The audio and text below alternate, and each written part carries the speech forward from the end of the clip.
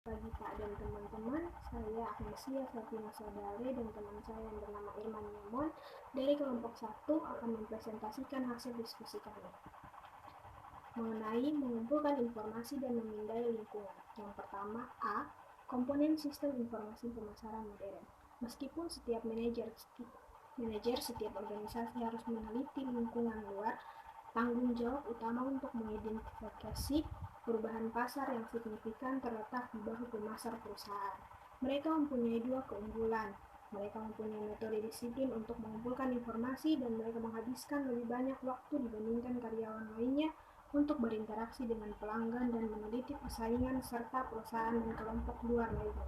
Beberapa perusahaan telah mengembangkan sistem informasi pemasaran yang memberikan rincian yang mendalam kepada manajemen tentang keinginan, preferensi, dan perilaku pembeli. Pemasar juga mengumpulkan banyak informasi tentang bagaimana pola konsumsi bervariasi lintas negara. Dalam basis per kapita di Eropa Barat, misalnya, orang Swiss paling banyak mengkonsumsi coklat, orang Yunani paling banyak mengkonsumsi keju, orang Irlandia paling banyak minum teh, dan orang Austria paling banyak merokok. Masalahnya, banyak perusahaan bisnis belum ahli dalam mengumpulkan informasi.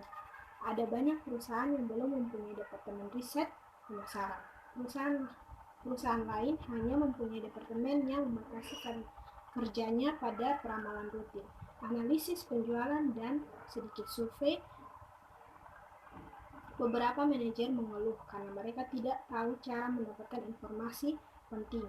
Biasanya mereka mendapatkan terlalu banyak informasi yang tidak dapat mereka gunakan dan terlalu sedikit informasi yang benar-benar mereka perlukan dan terlambat mendapatkan informasi yang penting. Perusahaan yang memiliki informasi yang unggul menikmati keunggulan kompetitif. Mereka dapat memilih pasar yang lebih baik, mengembangkan penawaran yang lebih baik, dan melaksanakan perencanaan pemasaran yang lebih baik. Setiap perusahaan harus mengelola dan mendistribusikan aliran informasi berkelanjutan bagi manajer pemasarannya.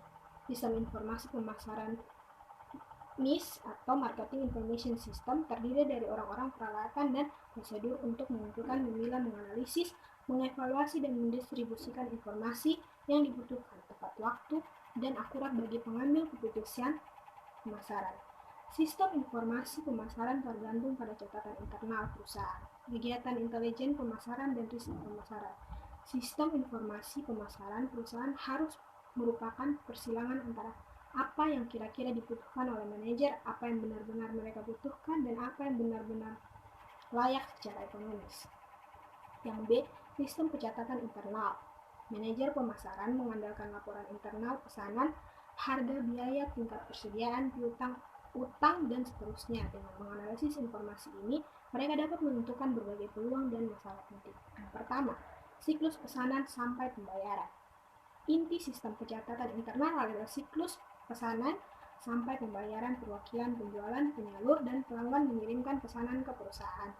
Departemen penjualan menyiapkan tagihan, mengirimkan salinannya ke perusahaan. Departemen penjualan menyiapkan tagihan, mengirim salinannya ke berbagai departemen, dan memesan ulang barang-barang yang habis. Barang-barang yang dikirimkan ini menghasilkan dokumen pengiriman dan penagih yang dikirim ke berbagai departemen.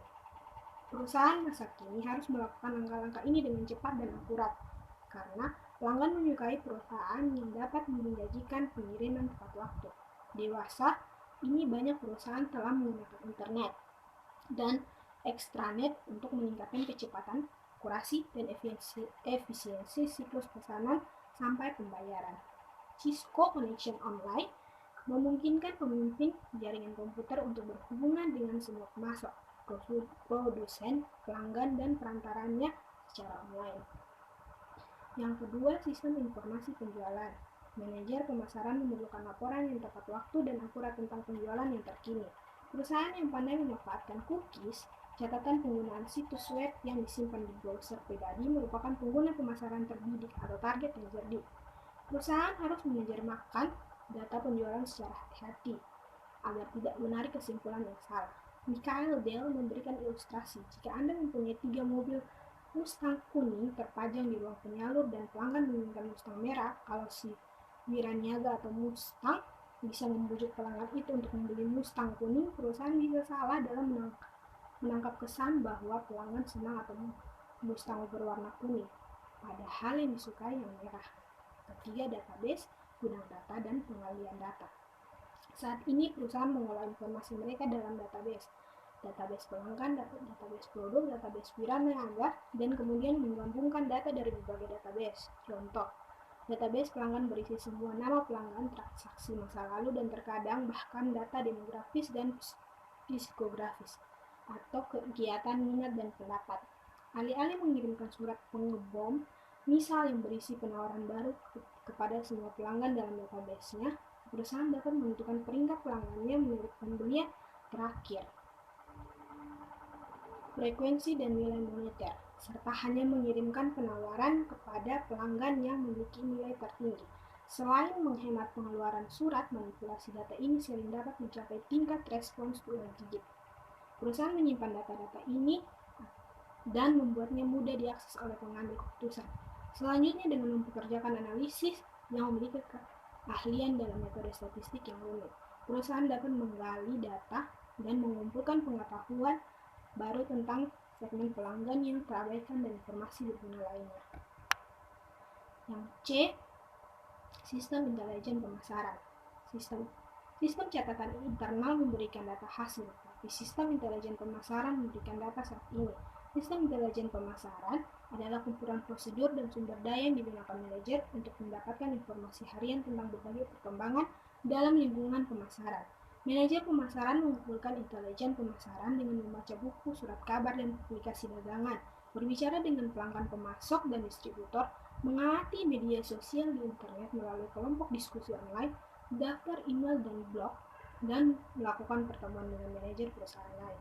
Sebuah perusahaan dapat mengambil beberapa langkah untuk meningkatkan kualitas intelijen pemasarannya.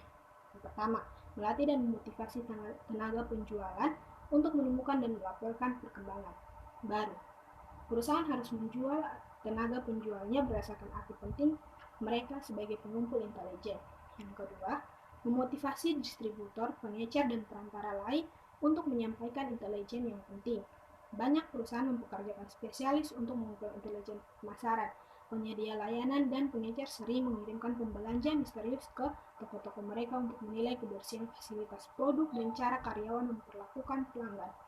Yang ketiga, membentuk jaringan eksternal. Perusahaan dapat membeli produk pesaing, menghadiri open house dan pameran dagang, membaca laporan terbitan pesaing, menghadiri rapat pemegang saham, berbicara dengan karyawan, penyalur, distributor, pemasok, dan agen pengiriman, mengumpulkan iklan pesaing, dan mencari berita baru tentang pesaing. Yang keempat, membentuk panel penasihat pelanggan. Anggota dapat meliputi perwakilan pelanggan atau pelanggan terbesar perusahaan atau sebagian besar pelanggan yang jujur dan canggih. Banyak sekolah bisnis mempunyai panel penasihat yang terdiri dari para alumni dan perekrut yang memberikan umpan balik pada kurikulum. Yang kelima, manfaat sumber daya data pemerintah. Yang keenam, membeli informasi dari pemasok luar. Yang ketujuh, menggunakan sistem umpan balik pelanggan online untuk mengumpulkan intelijen kompetitif. Dewan peninjau pelanggan, forum diskusi, ruang chatting, dan blog dapat mendistribusikan penilaian produk atau pemasok yang dilakukan pelanggan hingga jumlah besar pembeli dan potensial lain, dan tentu saja bagi pemasar yang mencari informasi tentang persaingan. Beberapa perusahaan menasirkulasikan intelijen pemasarannya. Staf memindai internet dan publikasi utama merangkum berita-berita yang relevan dan mendiseminasikan buletin berita kepada manajer pemasaran.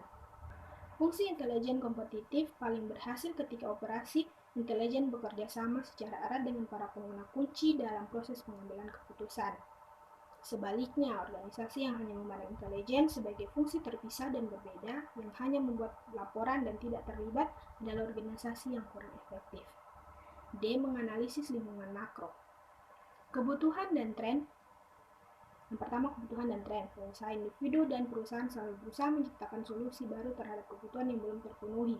Kita membedakan antara fad trend dan mega trend.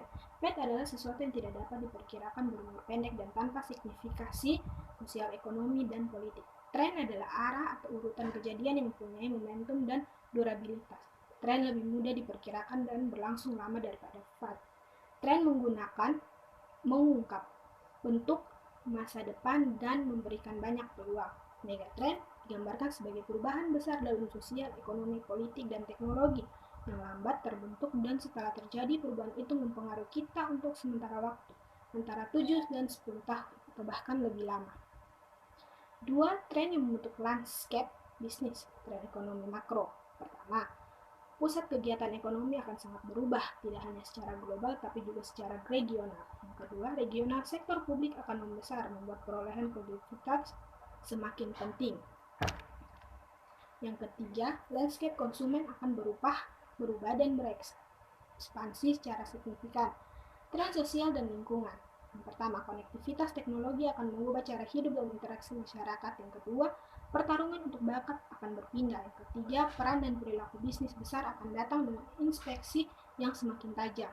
Keempat, permintaan sumber daya alam akan tumbuh, demikian juga dengan kerusakan lingkungan. Tren bisnis dan industri. Yang pertama, struktur industri global yang baru sedang muncul. Yang kedua, manajemen akan bergerak dari seni ke ilmu. Yang ketiga, akses informasi yang luas mengubah ekonomi pengetahuan. Yang ketiga, mengklik persaingan.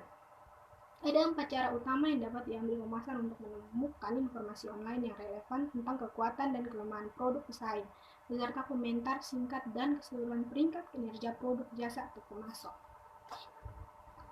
Yang pertama, forum tinjauan barang dan jasa pelanggan independen. Forum independen meliputi situs-situs web seperti epionis.com, retail.com, consumerreview.com, dan bizrate.com. Bizrate.com adalah jaringan umpan balik konsumen yang mengumpulkan jutaan ulasan konsumen tentang toko dan produk setiap tahun dari dua sumber 1,3 juta anggotanya yang sukarela memberikan peringkat dan umpan balik untuk membantu pembelanjaan lain, dan hasil survei kualitas layanan dari toko-toko yang setuju memperbolehkan bizrate.com mengumpulkan umpan balik secara langsung dari pelanggan mereka ketika mereka melakukan pembelian. Yang kedua, situs umpan balik distributor atau agen penjualan. Situs umpan balik menawarkan tinjauan produk atau layanan positif dan negatif sekaligus, tetapi toko atau distributor membangun situs itu sendiri. Amazon.com misalnya menawarkan peluang umpan balik interaktif di mana melalui peluang tersebut pembeli, pembaca, editor, dan banyak pihak dapat meninjau semua produk yang tercatat di situs tersebut, terutama buku. Elance.com adalah penyedia layanan profesional online yang memungkinkan kontraktor menggambarkan pengalaman dan tingkat kepuasan mereka dengan subkontraktor. Yang ketiga, situs Combo menawarkan tinjauan pelanggan dan pendapat ahli. Situs kombinasi dikonsentrasikan pada layanan keuangan dan produk teknologi tinggi yang memerlukan pengetahuan profesional. Znet.com, penasihat produk teknologi online, memberikan komentar dan evaluasi kepada pelanggan berdasarkan kemudahan penggunaan fitur dan stabilitas. Beserta tinjauan ahli, keunggulan jenis situs tinjauan ini adalah bahwa pemasok produk dapat membandingkan pendapat ahli dengan pendapat konsumen. Yang terakhir, yang keempat, situs keluhan pelanggan. Forum keluhan pelanggan dirancang terutama untuk pelanggan yang tidak puas. Sebagai contoh, planetfeedback.com memungkinkan pelanggan yang menyuarakan pengalaman tidak menyenangkan dengan perusahaan tertentu. Situs lain, complaints.com, ditujukan kepada pelanggan yang ingin menyalurkan rasa frustasi mereka dengan perusahaan tertentu atau penawar mereka. Yang berikut, blog publik. Puluhan juta blog dapat ditemukan di internet dan jumlah mereka terus bertambah. Perusahaan-perusahaan seperti Buzzmetrics, Ambria, dan konsultan lain menganalisis blog dan jaringan sosial untuk memberikan pandangan kepada perusahaan tentang sentimen konsumen. Perusahaan ingin tahu pertanyaan apa saja yang ada di pikiran pasien ketika mereka mendengar masalah dalam pengobatan.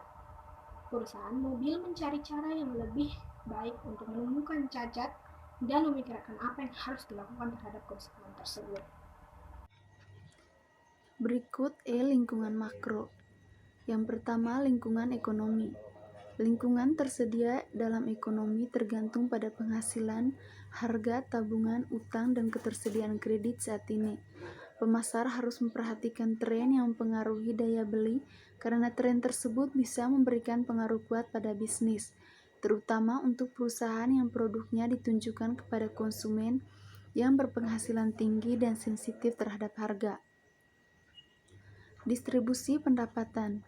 Ada 4 jenis struktur negara industri, yaitu perekonomian subsistem seperti Papua Nugini yang hanya mempunyai sedikit peluang bagi pasar, perekonomian ekspor bahan mentah seperti Republik Demokrasi Kongo yaitu tembaga, dan Arab Saudi yaitu minyak, dengan pasar yang baik untuk perlengkapan, peralatan pasokan, dan barang mewah untuk orang kaya. Perekonomian industri baru seperti India, Mesir, dan Filipina, di mana kelas kaya dan menengah baru sedang tumbuh meminta jenis barang yang baru, dan perekonomian industri seperti negara-negara di Eropa Barat yang merupakan pasar kaya untuk semua jenis barang. Pemasar sering membedakan negara dengan menggunakan 5 pola distribusi pendapatan yang berbeda. Yang pertama, pendapatan yang sangat rendah. Yang kedua, hampir semuanya berpendapatan rendah. Yang ketiga, pendapatan sangat rendah. Yang keempat, pendapatan rendah, menengah, dan tinggi. Dan yang kelima, hampir semuanya berpendapatan menengah. Yang kedua, tabungan, utang, dan kredit. Pengeluaran konsumen dipengaruhi oleh ketersediaan tabungan, utang, dan kredit. Konsumen di Amerika Serikat mempunyai rasio utang terhadap penghasilan yang tinggi, yang kemudian memperlambat pengeluaran untuk barang rumah tangga dan barang berharga tinggi. Kredit murah tersedia di Amerika Serikat terjadi suku bunganya cukup tinggi, khususnya bagi peminjam penghasilan rendah. Masalah ekonomi yang semakin penting bagi sebagian besar konsumen Amerika yang menganggur adalah pemindahan pekerjaan manufaktur dan jasa ke luar negeri. Yang ketiga, lingkungan sosial budaya. Masyarakat membentuk kepercayaan, nilai, dan norma yang menggambarkan sebagian besar selera dan preferensi konsumen. Masyarakat menyerap secara hampir tidak sadar pandangan dunia yang mendefinisikan hubungan mereka bagi diri mereka sendiri, orang lain, organisasi, masyarakat, alam, dan alam semesta. Di sini terdapat 6 pandangan, yaitu yang pertama, pandangan tentang diri sendiri. Di Amerika Serikat sepanjang tahun 1960-an dan 1970-an, pencari kesenangan, perubahan, dan tempat pelarian. Orang lain mencari realisasi diri. Orang membeli mobil impian dan liburan impian dan menghabiskan lebih banyak waktu dalam kegiatan kesehatan, dalam introspeksi, serta seni dan kerajinan tangan. Untuk rangkuman kegiatan waktu luang konsumen terbatas dan bagaimana kegiatan tersebut berubah sepanjang dekade terakhir. Saat ini beberapa orang menerapkan perilaku dan ambisi yang lebih konservatif. Yang kedua, pandangan tentang orang lain. Masyarakat mengkhawatirkan tunawisma, kriminalitas, dan korbannya, serta masalah sosial lainnya. Pada saat yang sama, mereka mencari tipe hubungan mereka sendiri yang serius dan bertahan lama, serta menghindari orang asing. Tren ini memperkuat pertumbuhan pasar produk dan jasa dukungan sosial yang mempromosikan hubungan langsung antar manusia seperti klub kesehatan, pelayaran, dan kegiatan agama. Mereka juga menyarankan pertumbuhan pasar untuk pengganti kehidupan sosial seperti televisi, permainan video rumah, dan ruang chatting internet. Yang ketiga, pandangan tentang organisasi. Setelah gelombang penyusutan perusahaan dan skandal akuntansi korporat melanda, terjadilah penurunan loyalitas organisasi secara keseluruhan. Sekarang ada banyak orang yang menganggap pekerjaan bukan sebagai sumber kepuasan, tetapi sebagai kewajiban yang diharuskan untuk menghasilkan uang guna menikmati waktu luang di luar jam kerja mereka. Perusahaan untuk menemukan cara baru untuk memenangkan kembali kepercayaan konsumen dan karyawan. Mereka harus memastikan bahwa mereka adalah warga korporat yang baik dan bahwa pesan konsumen mereka jujur. Yang keempat, pandangan tentang masyarakat. Beberapa orang mempertahankan masyarakat atau pelestari, beberapa menjalankannya atau pembuat, beberapa memanfaatkan apa yang bisa mereka dapatkan darinya atau pengambil, beberapa orang ingin mengubahnya atau mengubah, dan beberapa orang mencari sesuatu secara lebih mendalam atau pencari, dan lainnya ingin meninggalkannya atau menghindar. Pola konsumsi sering mencerminkan sikap sosial. Pembuat cenderung menjadi peraih tinggi yang makan, berpakaian, dan hidup dengan baik. Pengubah biasanya hidup secara lebih ekonomis, mengendarai mobil yang lebih kecil, dan mengenakan pakaian yang lebih sederhana. Penghindar dan pencari menjadi pasar utama untuk film, musik, selancar, dan perkemahan. Yang kelima, pandangan tentang alam. Manusia menyadari kerapuhan alam dan keterbatasan sumber dayanya. Bisnis merespon meningkatnya minat untuk hidup selaras dengan alam dan hidup di alam dengan memproduksi berbagai macam peralatan berkemah, mendaki gunung, berperahu, dan memancing. Yang keenam, pandangan tentang alam semesta. Sebagian besar warga Amerika Serikat menganut paham monoteis. Meskipun keyakinan dan praktik beragama mereka melemah dari tahun ke tahun, gerakan penginjilan tertentu berusaha membawa masyarakat kembali ke agama yang terorganisasi. Beberapa dorongan untuk beragama kembali diarahkan ke minat dalam agama timur, mistis, alam gaib, dan gerakan potensi manusia. Yang keempat, lingkungan alam. Kemerosotan kondisi lingkungan alam tampaknya menjadi salah satu isu yang dihadapi dunia usaha dan masyarakat tahun 1990-an. Pada banyak kota di dunia, polusi udara dan air telah mencapai tingkat yang membahayakan. Terdapat perhatian yang besar mengenai bahan kimia industri yang menyebabkan lubang pada lapisan ozon yang menimbulkan efek rumah kaca. Pemanasan global yang membahayakan. Di Eropa Barat, partai-partai hijau dengan bersemangat telah mendesak tindakan untuk mengurangi polusi industri. Pemasar harus mewaspadai beberapa tren dalam lingkungan alam. Lingkungan alam menunjukkan 4 kecenderungan utama, yaitu kelangkaan bahan-bahan mentah tertentu. Udara dan air mungkin merupakan sumber daya yang tidak terbatas, tetapi polusi udara menyelimuti banyak kota besar di dunia, dan kekurangan air telah menjadi masalah besar di beberapa kota. Sumber daya alam dapat diperbaharui seperti hutan juga harus digunakan secara bijaksana. Sumber daya alam yang tidak dapat diperbaharui seperti minyak, batu bara, dan bermacam-macam mineral merupakan masalah yang serius. Perusahaan-perusahaan yang membuat produk yang membutuhkan sumber daya yang langka ini menghadapi meningkatnya biaya. Berikut meningkatnya polusi. Industri hampir akan selalu membahayakan kualitas lingkungan alam.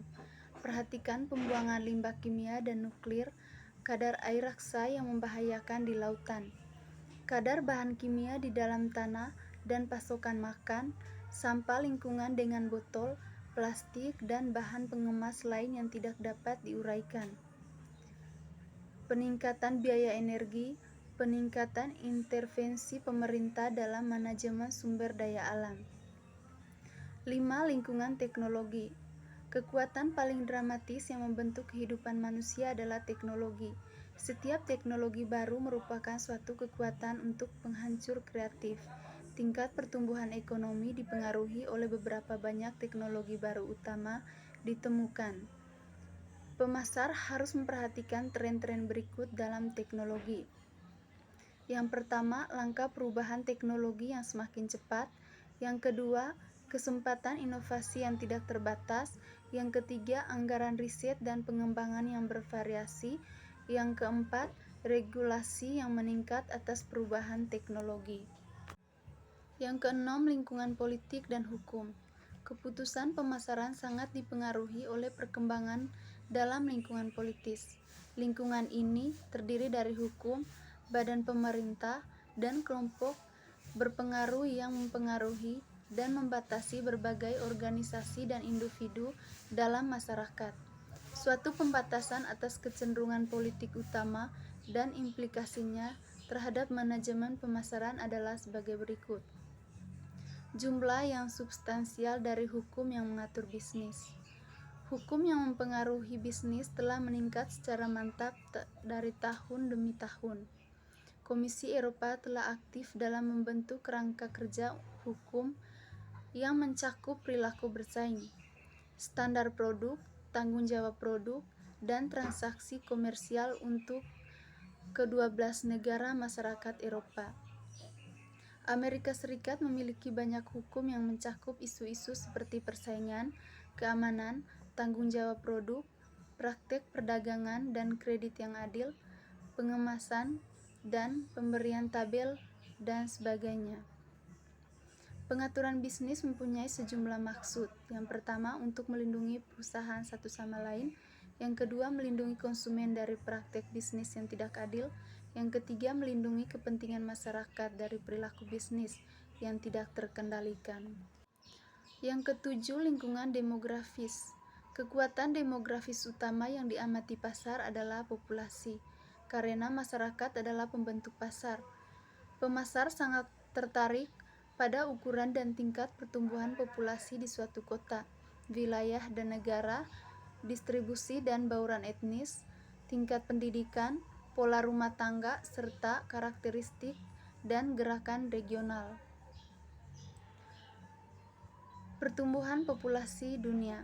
Pertumbuhan populasi yang eksplosif memberi implikasi besar pada bisnis. Populasi yang sedang tumbuh tidak serta-merta menggambarkan pertumbuhannya pasar, kecuali pasar ini mempunyai daya beli yang cukup besar. Bagaimanapun, perusahaan yang menganalisis pasar, mereka secara seksama dapat menemukan peluang besar. Bauran usia populasi. Populasi nasional mempunyai bauran usia yang beragam. Dalam hal ini, pemasar biasanya membagi populasi dalam 6 kelompok usia, yaitu: pertama, anak-anak prasekolah; yang kedua, anak-anak usia sekolah; yang ketiga, remaja; yang keempat, pemuda usia 20-40 tahun; yang kelima, dewasa parubaya usia 40-65 tahun; yang keenam, dewasa lanjut usia 65 tahun ke atas. Demikian presentasi dari kelompok kami. Terima kasih.